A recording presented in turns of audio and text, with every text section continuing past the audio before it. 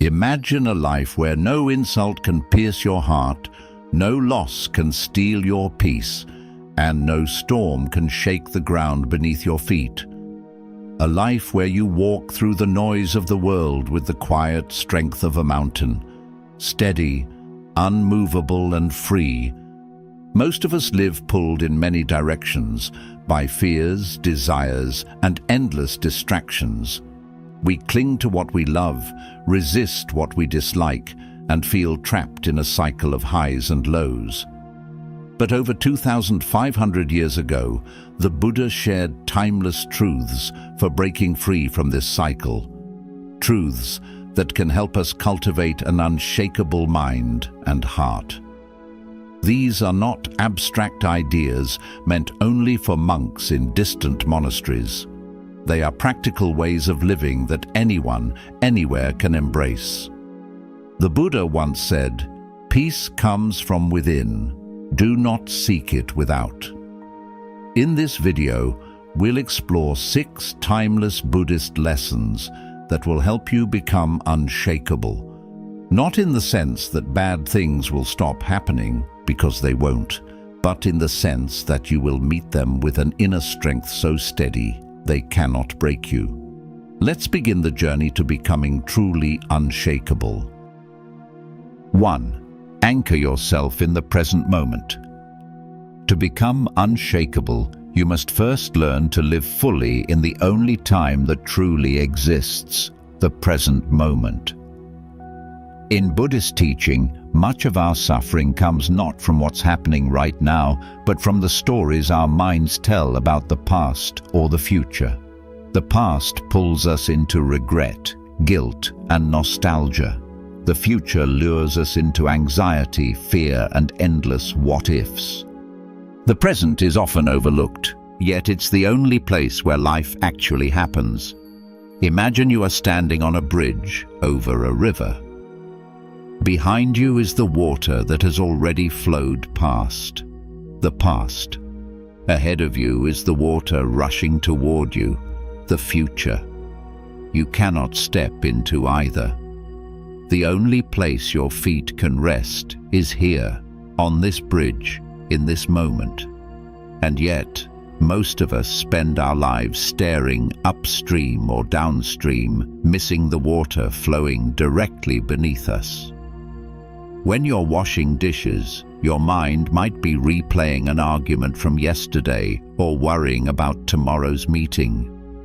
But if you focus on the warm water, the texture of the sponge, the sound of bubbles popping, you are here. That's where peace lives. When your mind is anchored in the present, outside forces have less power over you. Criticism? It's just a sound you hear right now, not a chain tying you to a painful story.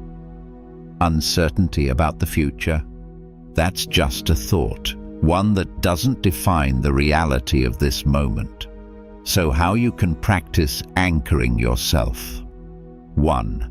Sensory grounding. This is your emergency reset button. When your mind races, quickly name 5 things you see, 4 things you can touch, 3 things you hear, 2 things you can smell, and 1 thing you can taste. This instantly brings your awareness back. 2.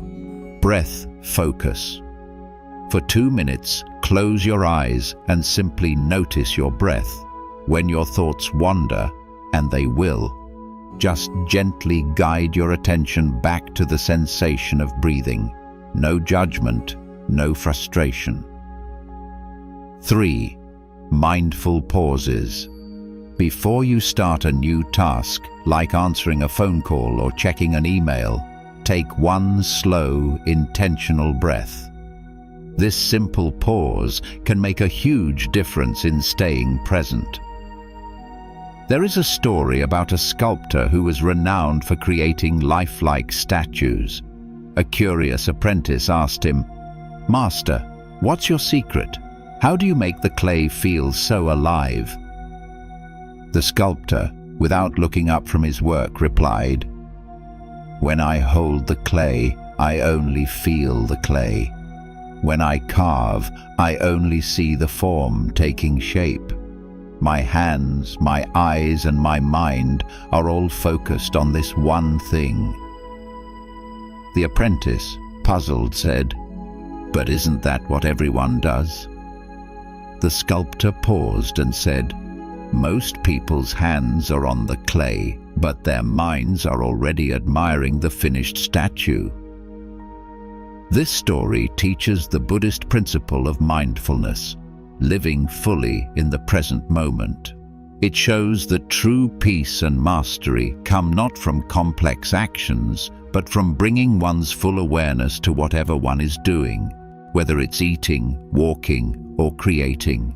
Buddha teaches us, do not dwell in the past, do not dream of the future, concentrate the mind on the present moment.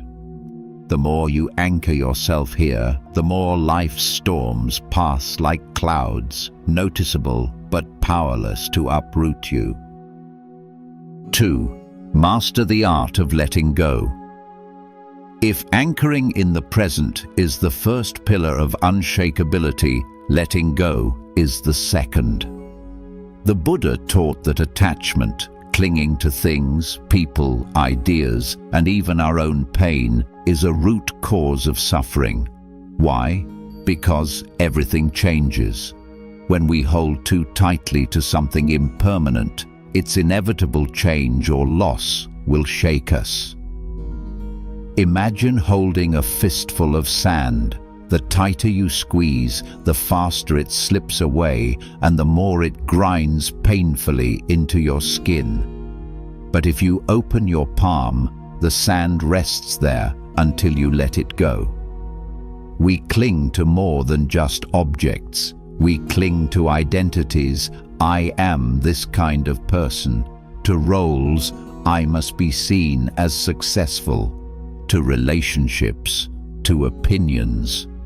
We even cling to resentment because it feels like letting go would mean losing control or admitting defeat. But here's the truth. Letting go is not weakness. It's choosing freedom over constant struggle. Say someone insults you online. You could cling to it, replay the words, build a story about what they meant, imagine comebacks. That's carrying a burning coal in your hand.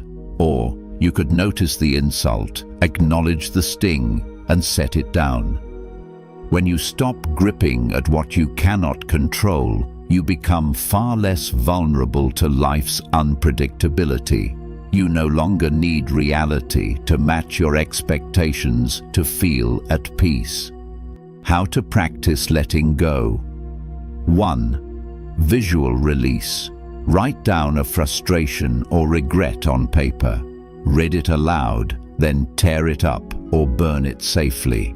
As you watch the paper disappear, truly feel the sense of release. It's a powerful way to make an emotional act feel physical. 2. Small experiments. Let go of something minor each day. A grudge, a useless item, an unhelpful thought. It's like a workout for your brain, helping you build that letting go muscle over time. 3. Observe impermanence. Look at the world around you.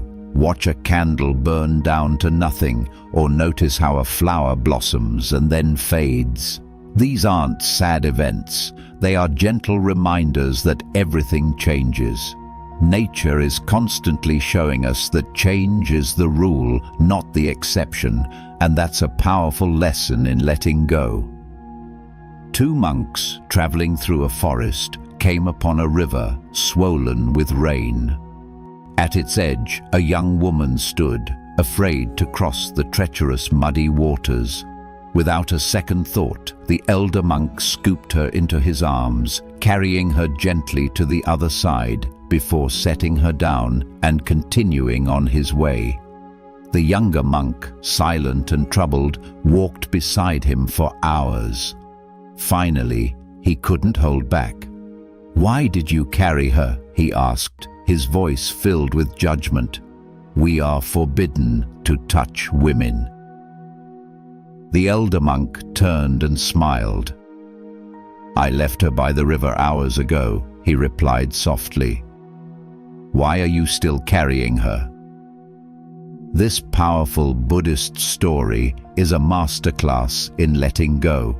It teaches us that clinging to past events, judgments, and frustrations, like the younger monk, creates unnecessary suffering. The wise monk, however, embodies true mindfulness and compassion. He acted with kindness in the moment, then released the event entirely. This tale is a profound lesson on the difference between acting with awareness and carrying an emotional burden long after it's gone. The Buddha said, "You only lose what you cling to." Letting go doesn't mean losing everything. It means no longer being bound by what was never yours to hold forever. 3. Choose response over reaction.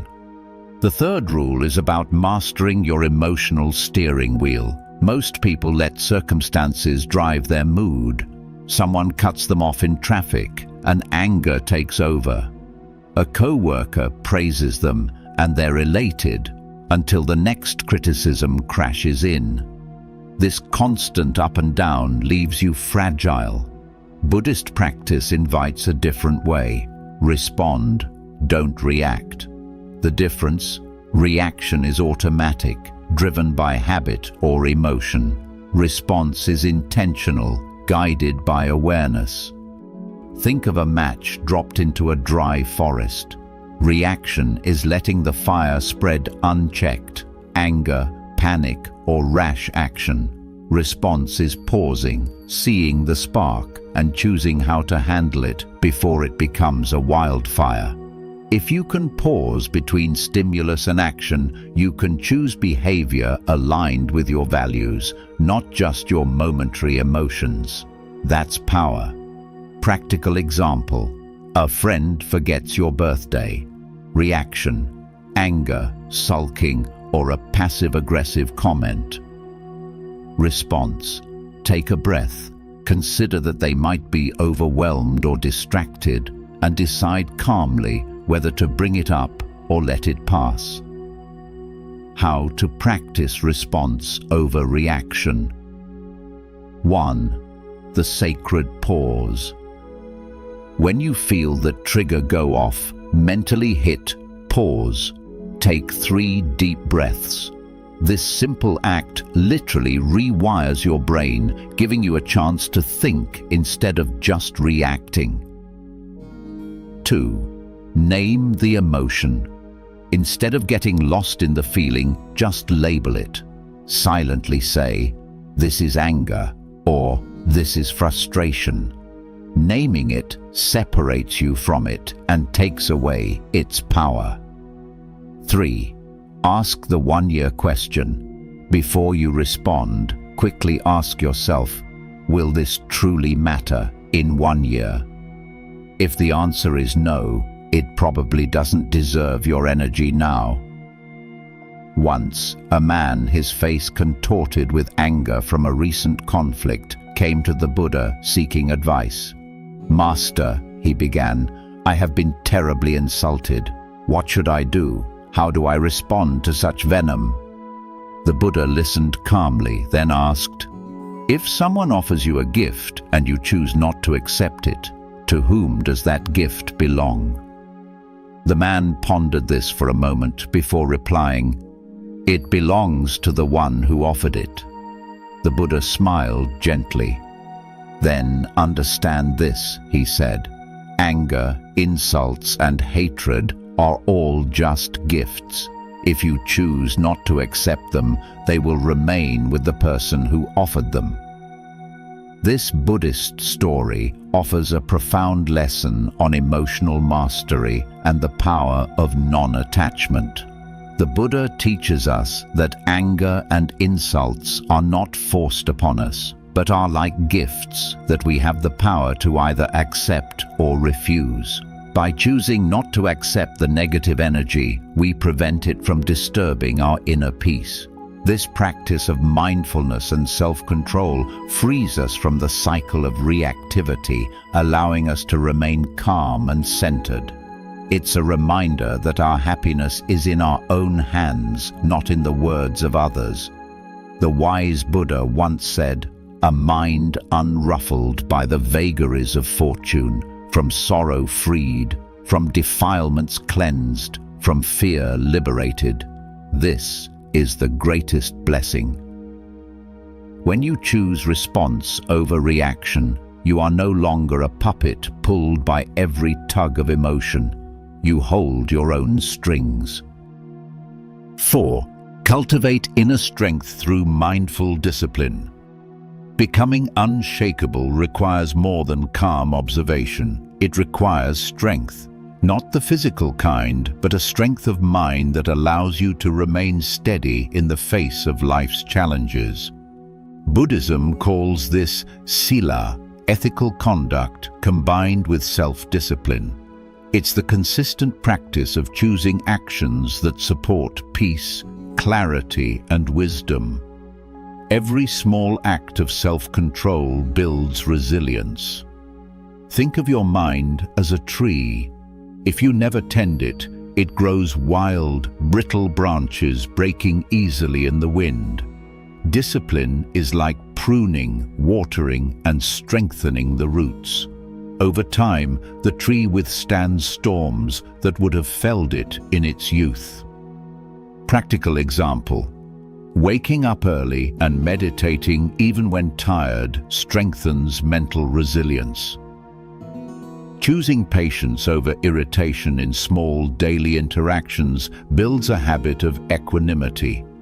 Avoiding gossip or negative self-talk reduces unnecessary emotional turbulence.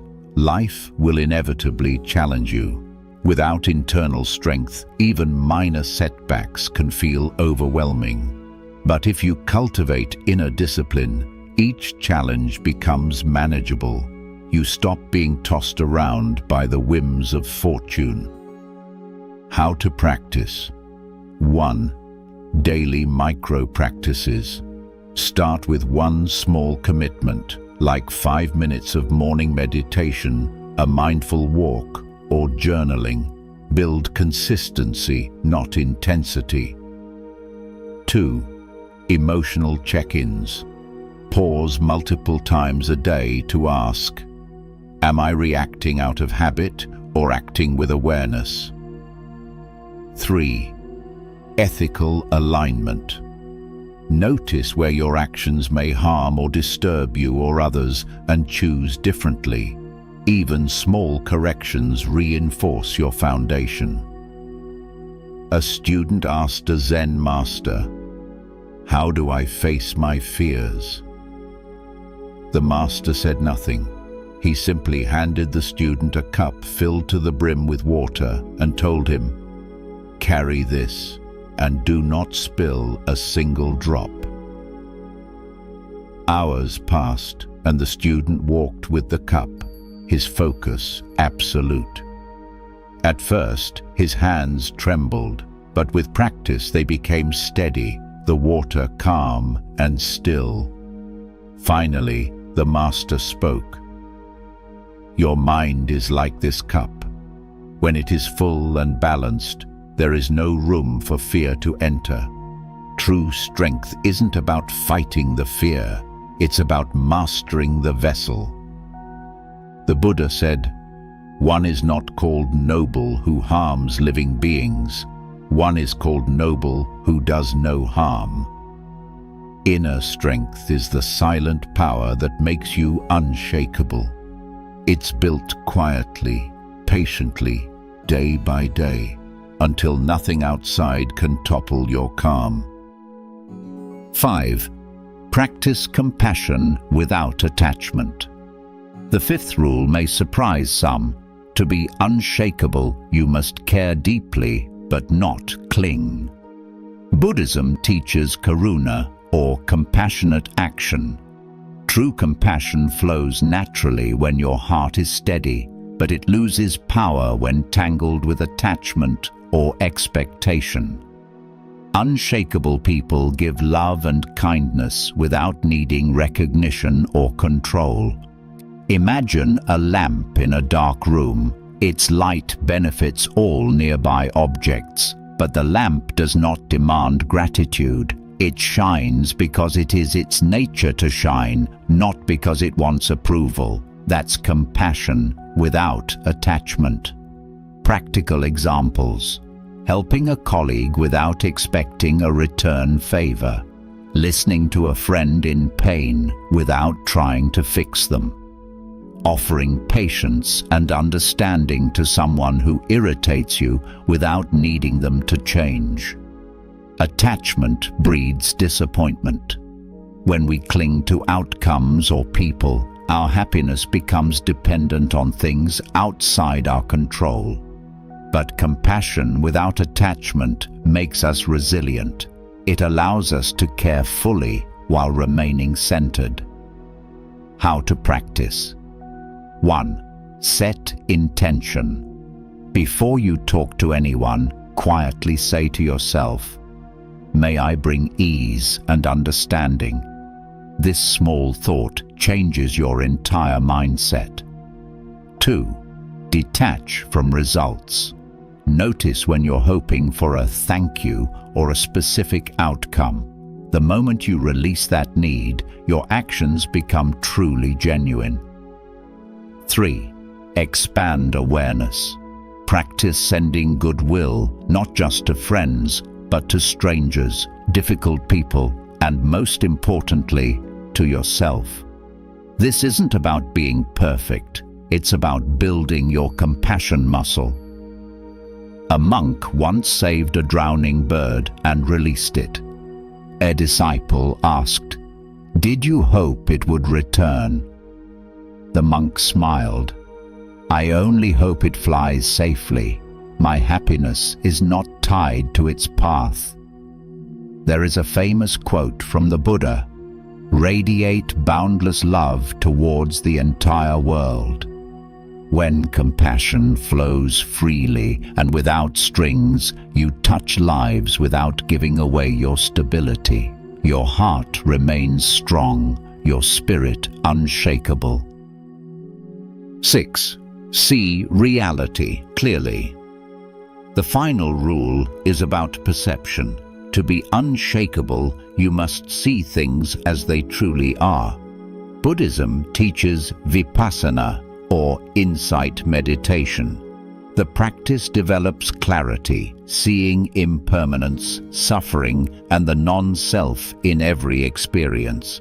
Most of our suffering comes from misperceiving reality, thinking things are permanent, thinking control is possible, or thinking the world owes us fairness. Life is like a painting seen through fogged glass. You may think the shapes are harsh and threatening, when in reality, clarity reveals beauty, balance, and transient forms. Meditation clears the glass. Practical example. When you are disappointed, ask, what part of this is permanent?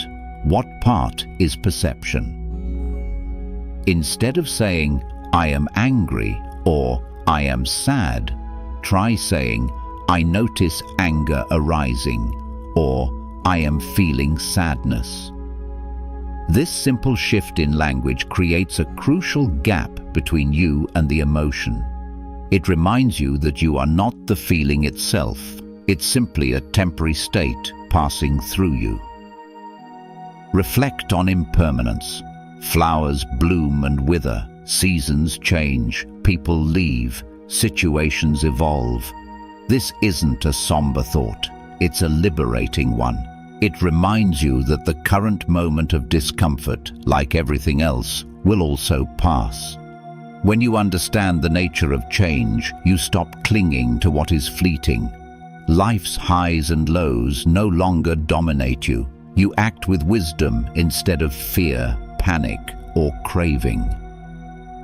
How to practice. 1. Daily reflection. Take 5 minutes each evening to observe events objectively. What went well? What caused suffering? Where did perception mislead you? 2. Meditative observation. Sit quietly and watch thoughts arise and fade. Notice their impermanence. 3. Contemplate impermanence.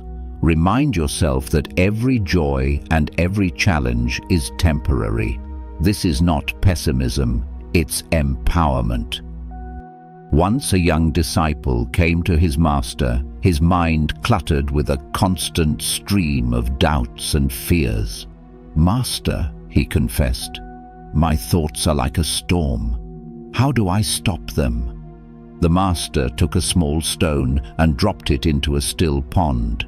"Do you see the ripples?" he asked. "That is a thought, a worry, a fear. Do you see how it fades?" "Yes," the disciple replied, "but another will follow." The master smiled gently. "Yes, they will, but you are not the ripples.